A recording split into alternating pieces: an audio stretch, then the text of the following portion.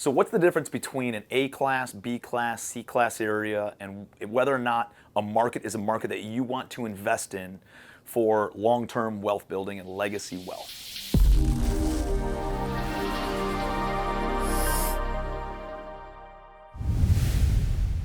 So let's talk a little bit about choosing your market. Here are a few of the bullet points and the variables that I look for when looking at a market, whether or not I'm going to invest there.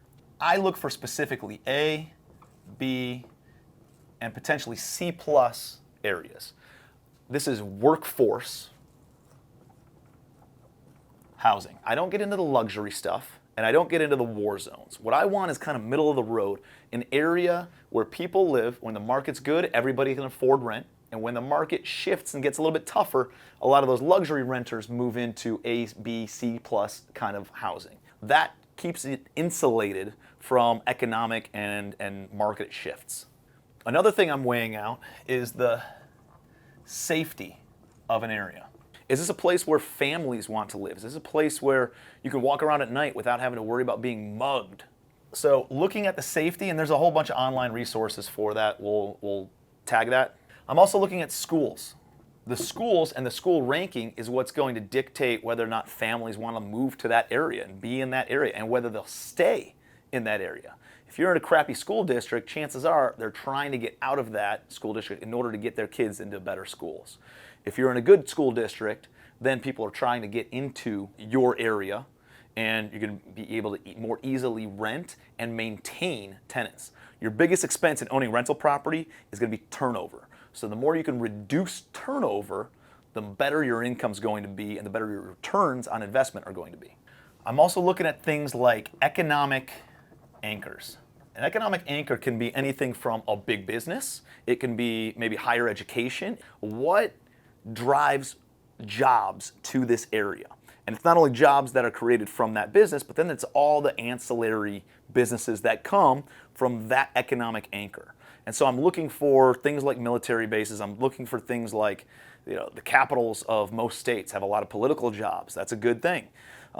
Big business, because then it's just not just big business, but it's all the subsidiary businesses that come in, right? Boeing, for instance, is in Charleston, South Carolina.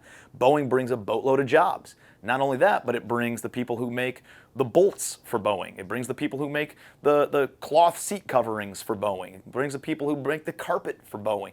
All these other ancillary businesses that are support businesses to the main economic anchor come into town and create more jobs, which creates more money, more revenue, and more demand for housing. Another thing I'm looking at is population growth. When it comes to population growth, realize this. I live on an island here in Charleston, South Carolina, with about 6,000 people on that island. The island's built out, right? The population is not changing, but it's an A-class area. So if you only looked at that island, you would think, oh, well, there's stagnant population.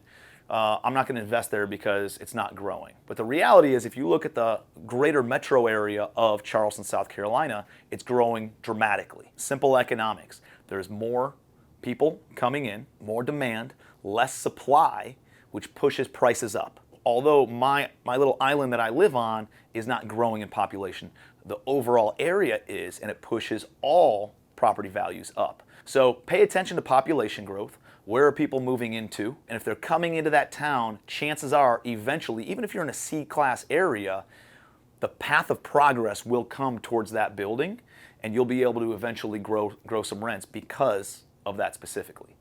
The other thing that I would pay attention to, though, is it's not like self-storage. If you got too much self-storage in an area and the population goes down a little bit, everybody gets hurt, right? It gets cannibalized because people don't care about where their self-storage facility is for the most part. Versus multifamily and residential housing, if you have population decrease, but you have the nicest building or the best location in that area, your property doesn't necessarily go vacant. People move from a less valuable property or a less updated property or less amenities type of a property, and they're going to move to your property. So you can stay occupied if you have the best property, the best areas, the best finishes at the market rate rent.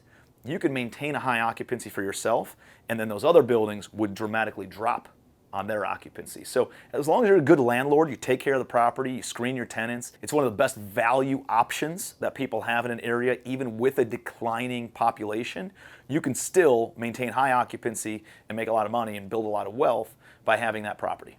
And then finally, I'm looking at demographics. What is the median income within a mile, 3 miles, 5 miles? And a lot of that is driven by, the economic anchors, and the demographics are going to be reflected based on a lot of these other things.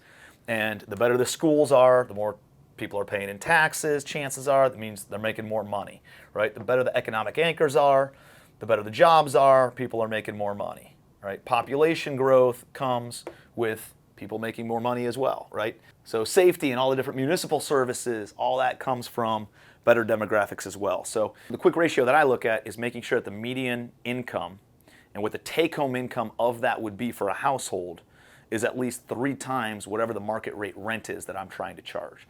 Because if it is, then I know that these are qualified people who live in this market and they can pay the rental rate that I'm looking to demand. So these are a few factors that I'd be looking at if you're looking at different markets and trying to choose which market you want to invest in.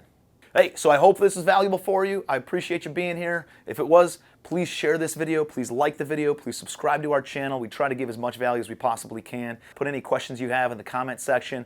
I'll create some content and make sure that I answer your question directly. Appreciate you being here. Be your best.